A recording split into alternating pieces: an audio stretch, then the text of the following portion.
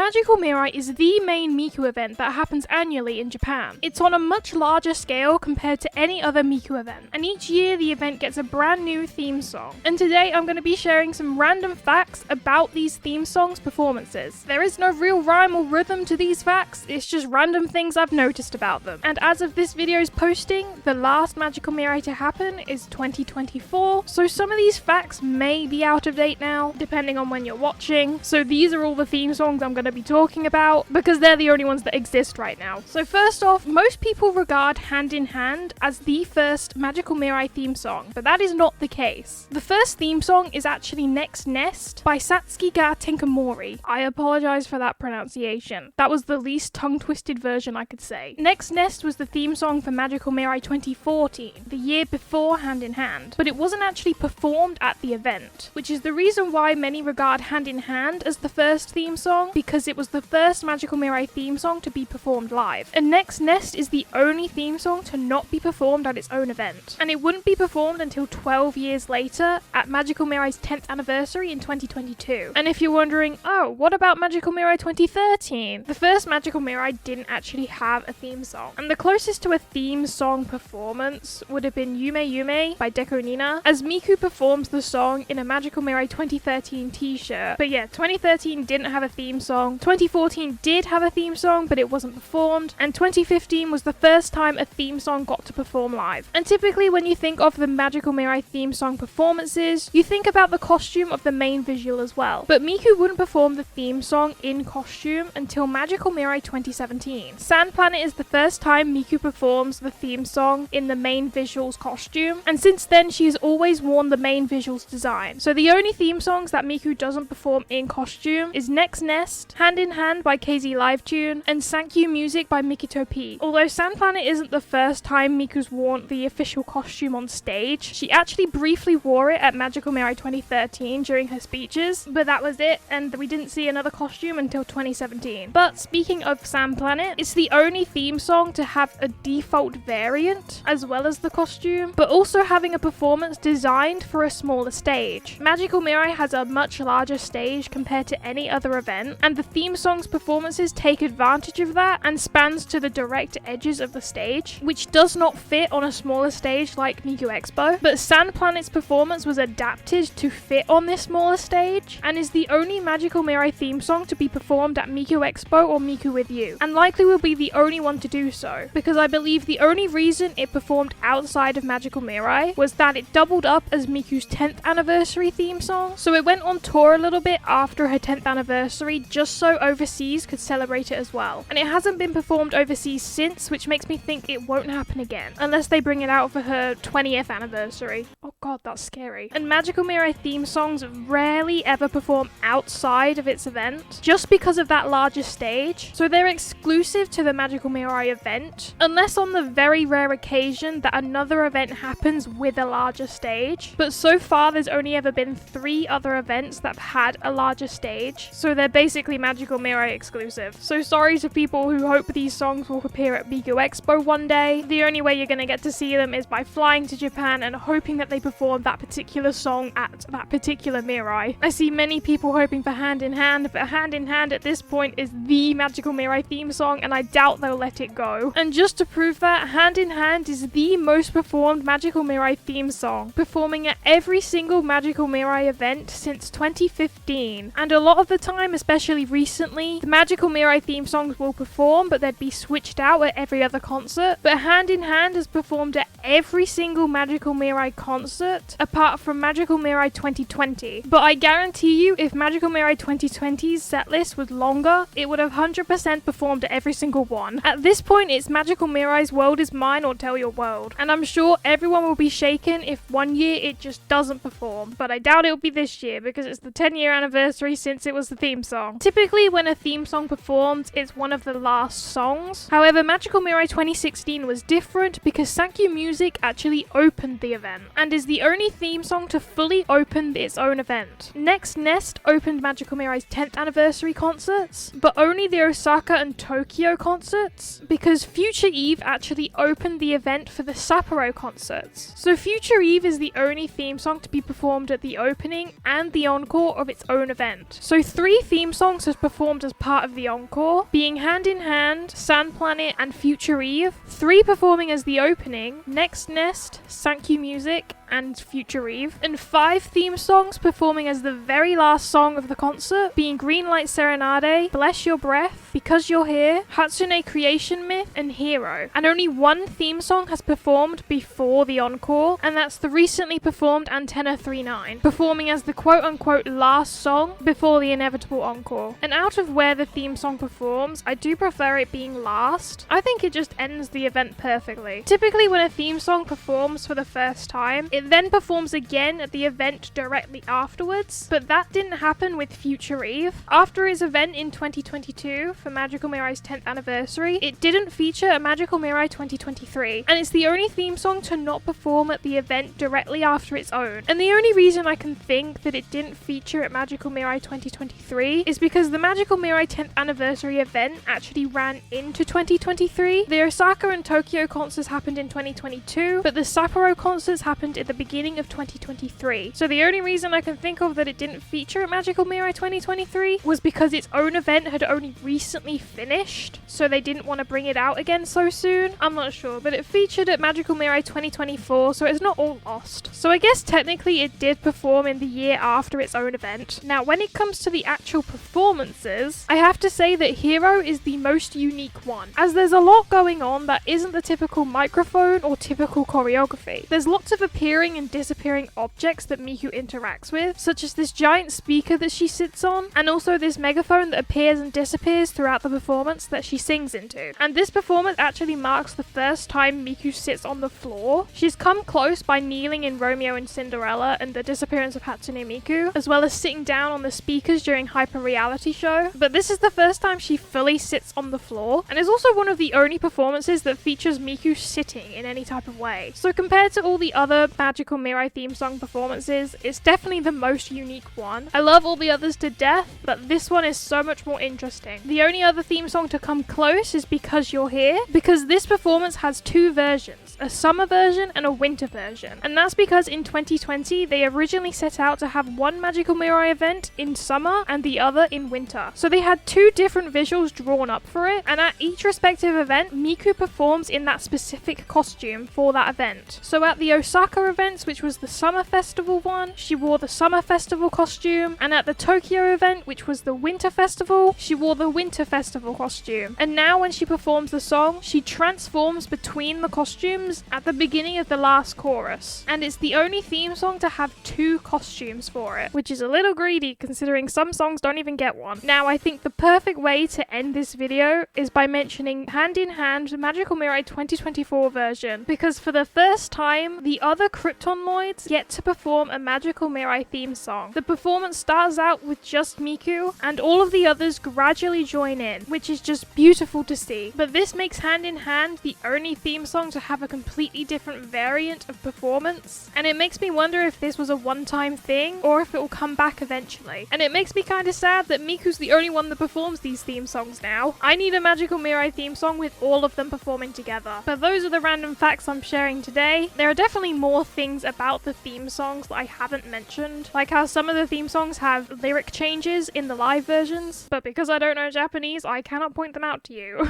But I hope you enjoyed, and tell me which Magical Mirai theme song's performance is your favorite.